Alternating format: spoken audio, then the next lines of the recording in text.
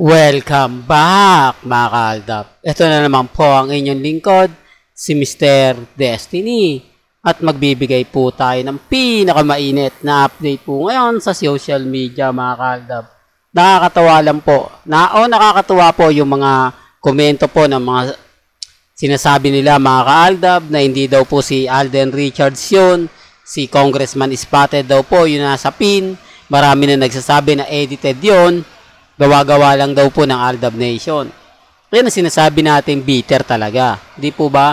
Kapag sila gumawa ng mga edited picture, edited video, hindi mo po pwedeng punahin.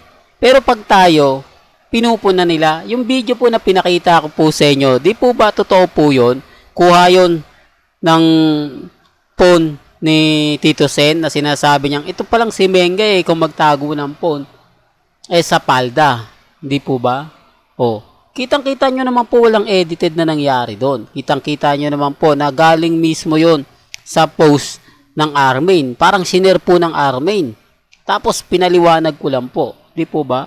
Masama po ba yung paliwanag na sinabi ko? Na kinaption naman po natin o sinum naman po natin yung caption talagang Alden Richards na Alden Richards yung dating. Kaya lang syempre maraming bitter. Marami magre-react, marami magsasabi ng ganito, ganyan. Okay lang naman po. At least, pinapakita ko naman po sa inyo. At least, sinasabi ko naman po sa inyo. Depende na lang po ito sa magiging senaryo. Depende na lang po ito sa mga taong magre-react at magko-komento. Di po ba? Ako, masaya po ako.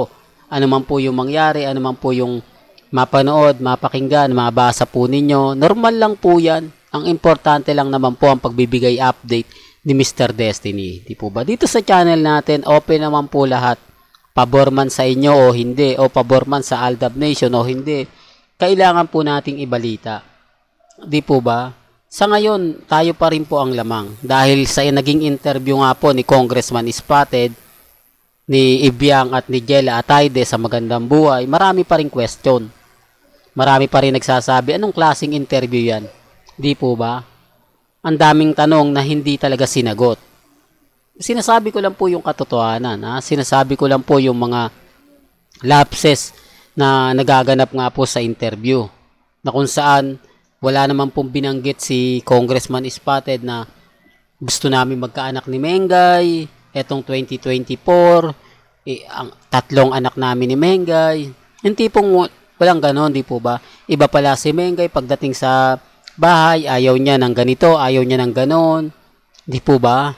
Na masyado siyang paggaling ng show o paggaling ng EAT, pag uwi ng bahay, ligo agad, talagang mitig. Kumbaga yung tipong ginagawa ng yung kwento na gagawin mo na maraming makaka-relate. Di po ba? Pero wala naman po talaga. Ang tanong lang po lagi ni, kamusta na yung bagong kasal? Ang sagot lagi, masaya. Wala akong masabi kasi wala naman po dapat talaga siyang sabihin dahil hindi naman po talaga sila magkasama. Di po ba? Para lang klaro, para lang po sa kalaman ng lahat. Ako, kung ano lang yung latest, doon lang naman po tayo. Di po ba? Well, hanggang dito na lang po yung updates natin Kaya kung gusto nyo ng pinaka-latest at sariwang update, abay tutok lang po kayo sa channel ni Mr. Destiny para updated po kayo sa mga latest at sa mga bagong video po na ilalabas po natin maya-maya lang. Hanggang sa muli, salamat po sa panonood. Kung bago ka lang sa channel na to at isa kang true-blooded Aldab Nation na nagmamahal po kina Mengay at Isoy, tama po ang channel na pinuntahan mo kaya consider na po kitang bagong subscriber. At huwag mong kalimutang i-share ang mga video po natin sa mga mami, sa mga titas at sa mga senyor. Hanggang sa muli, salamat po sa panonood at pakikinig.